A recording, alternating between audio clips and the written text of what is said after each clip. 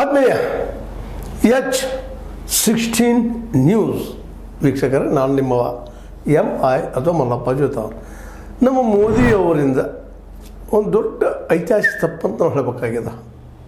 ಐತಿಹಾಸಿಕ ತಪ್ಪು ಅಂದ್ರೆ ಏನು? ಪ್ರಜಾಪ್ರಭುತ್ವ ಯಾವಾಗಲೂ ನಿರ್ಧಾರ ಆಗೋದು ಇಲೆಕ್ಷನ್ ಕಮಿಷನ್ ಮೇಲೆ, ಆಯ್ಕೆ ಮೇಲೆ. ಯಾಕಂದರೆ ಪ್ರಜೆಗಳಿಂದ ಆಯ್ಕೆ ಆದಂಥ ವ್ಯಕ್ತಿ ಪ್ರಾಮಾಣಿಕವಾಗಿ ಅಲ್ಲಿ ಇಲೆಕ್ಷನ್ನಾಗೆ ಜನ ಪ್ರಾಮಾಣಿಕವಾಗಿ ಓಟ್ ಹಾಕಿದ್ದು ಅದೇ ಬರಬೇಕು ರಿಸಲ್ಟ್. ಆದರೆ ಇಲ್ಲ, ಹಂಗೆ ಆಗ್ತಾ ಇಲ್ಲ ಅನ್ನೋದು ವಿರೋಧ ಪಕ್ಷಗಳ ಆರೋಪ. ಯಾವ ಕಾಲಕ್ಕದು ಆರೋಪ ಇದ್ದೇ ಇದೆ, ಇಲ್ಲ ಅಂತಲ್ಲ. ಈ ಆರೋಪ ಹೋಗ್ಬೇಕದು. ಯಾವಾಗ ಹೋಗ್ತದ? ಮೋಸ್ಟ್ಲಿ ಹೋಗ್ಲಿಕ್ಕಿಲ್ಲೇನೋ ಅನ್ನುವಂಥ ಪ್ರಶ್ನೆ ಸದಾ ಇದ್ದೇ ಇದೆ.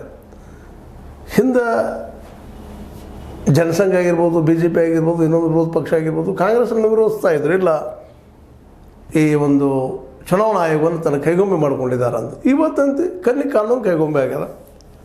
ನೀವು ಹೇಗೆ ಆಯ್ಕೆ ಮಾಡಿದ್ರು ಫೈನಲ್ ಅವರು ಪ್ರಧಾನಿ ಬಯಸಿದ್ದ ವ್ಯಕ್ತಿನ. ಯಾವ ವ್ಯಕ್ತಿ ಸರ್ಕಾರದಿಂದ ಆಯ್ಕೆ ಆಗ್ತಾನೆ, ನಮ್ಮ ಸರ್ಕಾರ ಪರ ಇದ್ದೇ ಇರ್ತಾರೆ ಆ ವ್ಯಕ್ತಿ.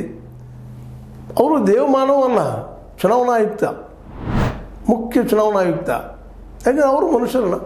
ಅದಕ್ಕಾಗಿ ನಿಜವಾಗಿಯೂ ನ್ಯಾಯಾಂಗದ ಹೆಡ್ ಪ್ರಧಾನಿ ಮತ್ತು ವಿರೋಧ ಪಕ್ಷದ ಹೆಡ್ ಇರಬೇಕಾಗಿತ್ತು ಅದರಲ್ಲಿ.